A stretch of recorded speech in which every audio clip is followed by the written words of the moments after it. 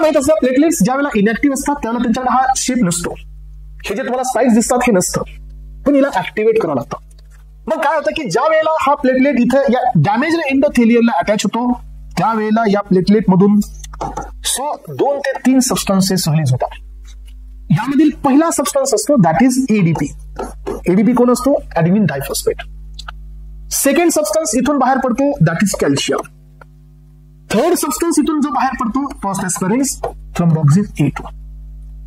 हे कुठून रिलीज होत आहे? हे प्लेटलेट्स पासून रिलीज होत आहेत. आपण आता कितव्या स्टेप मध्ये आहोत aspirants? We are at the third stage, जिथे आपल्याला काय करायचंय? प्लेटलेटला ऍग्रिगेट करायचंय. सो ऍक्टिव्हेट आणि aggregate, first activation then aggregation. हे सर मग आता झालं काय माहितीये का की सो एस्पेरेंट हा कॅल्शियम तर गेला क्लॉटिंगसाठी आणि हा स्पाझमसाठी बी जाऊ शकतो. समजा आता माझ्याकडे ही प्लेटलेट आहे, येस, याच्यावरती GP2B हा रिसेप्टर असतो.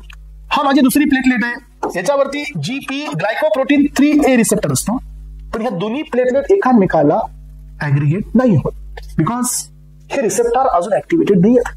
मग काय होतं बघा, सो जो एका प्लेटलेटने जो एडीपी रिलीज केलेला आहे तो एडीपी इथं असणाऱ्या प्युरिन रिसेप्टरवर काम करतो दॅट इज P2Y12 आणि हा या रिसेप्टरवरती काम करून एस्पेरेन्स हा या तुमच्या फॅक्टरला एक्सप्रेस करतो.